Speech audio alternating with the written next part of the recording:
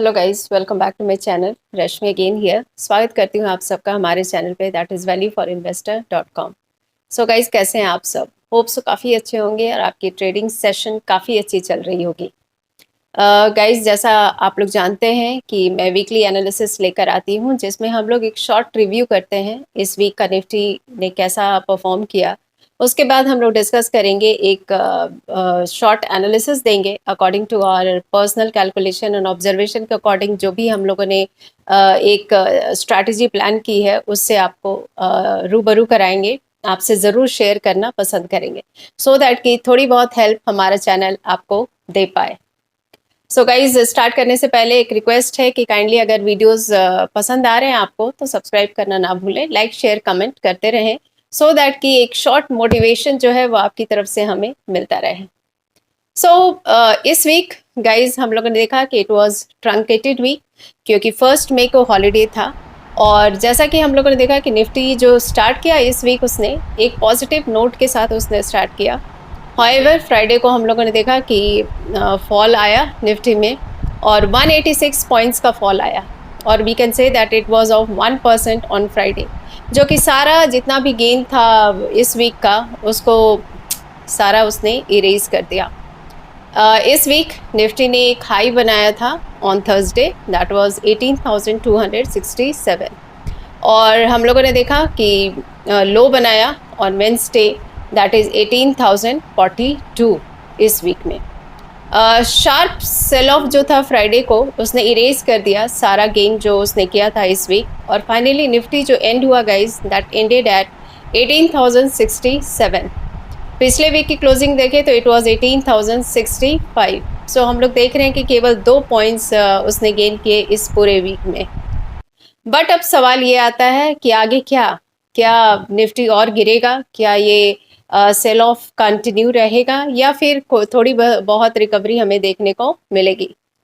सबसे पहले इसके लिए हम लोग डिस्कस करते हैं दो चीजें। जैसा कि आप जानते हैं, सबसे पहले fundamental and then technical analysis की बात करेंगे।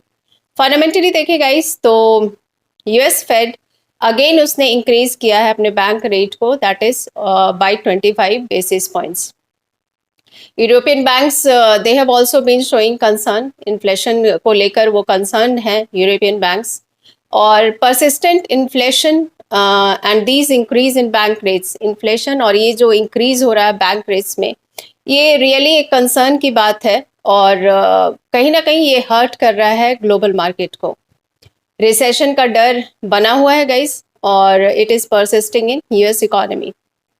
रीजनल यूएस बैंक्स बहुत ही प्रेशर में है गाइस, और हम लोग देख रहे हैं कि there is a slide in their share prices and erosion of capital is continuing. लगातार ये कैपिटल उनका डाउन हो रहा है।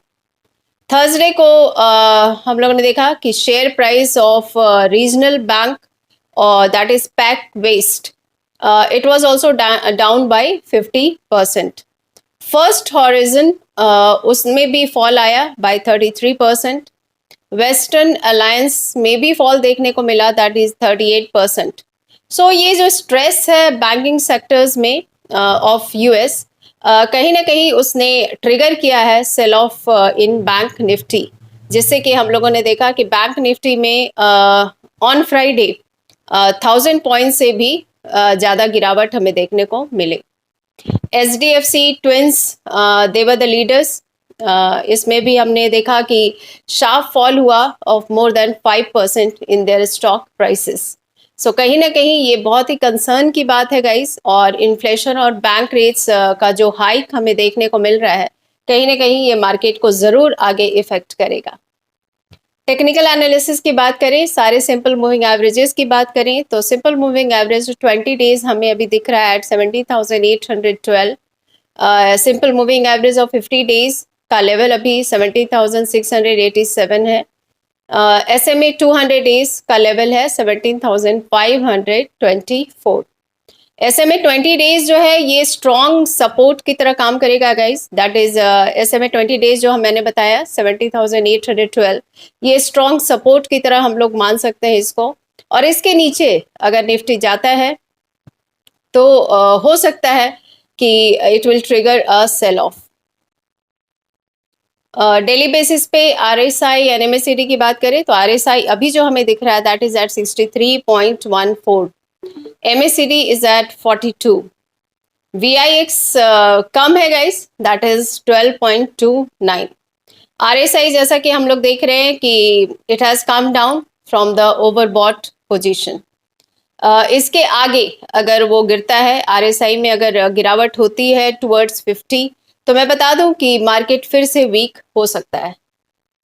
राइट नाउ अभी हम लोग देखें तो 18,000 जो है ये it is a very critical support guys, और 18,000 के नीचे अगर निफ्टी जाता है तो हो सकता है कि बियर्स की वापसी मार्केट में बन जाए, और अगेन वो ट्राई करेंगे निफ्टी को simple moving average of 20 days के तरफ ले जाने को, दैट इज 70,812। सो हमारा पहला support zone will be 18,000 and next support will be 17,800। Bulls के लिए guys they must defend 18,000 on closing basis, और उनका इमीडिएट रेजिस्टेंस जो रहेगा that will be 18,300। So next week हम लोग देख सकते हैं कि एक टग ऑफ वॉर हो सकता है बुल्स एंड बेयर्स के बीच में, फिर से एक टग ऑफ वॉर दिख सकता है। सो हमारा यही एडवाइस है आपको कि प्लीज़ कॉशियस रहिए और ध्यान दीजिए रेजिस्टेंस एंड सपोर्ट लेवल पे, और स्ट्रिक्टली फॉलो करें गाइस इन लेवल्स को before taking any trade. So guys आज के लिए इतना ही, नेक्स्ट वीक के लिए ऑल द बेस्ट। बस एक चीज़ ज़रूर मैं याद दिलाऊं आपको कि ये हमारा पर्सनल कैलकुलेशन और ऑब्जर्वेशन है, जिसके अकॉर्डिंग हमने आपको एक स्ट्रैटेजी जो प्लानिंग खुद के लिए की थी वो आपसे शेयर की। रिस्क एंड रिवॉर्ड गाइज आपके हाथ में है, ज़रूर आप देखें कि आप कितना रिस्क एंड रिवॉर्ड ले सकते हैं।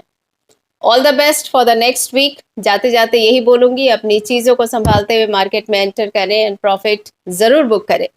वैल्यू फॉर इन्वेस्टर हमेशा बेस्ट विशेष देता है कि आप अच्छी प्रॉफिट आपको मार्केट दे, एवरीडे मार्केट से आप कुछ ना कुछ लेकर जाए। So thank you so much for listening to me. मिलते हैं फिर से नेक्स्ट वीक में। All the best, happy trading guys. सबसे ज़रूरी बी पॉजिटिव, अपनी सेहत का ध्यान रखें and all the best. Bye bye and take care. Thank you so much.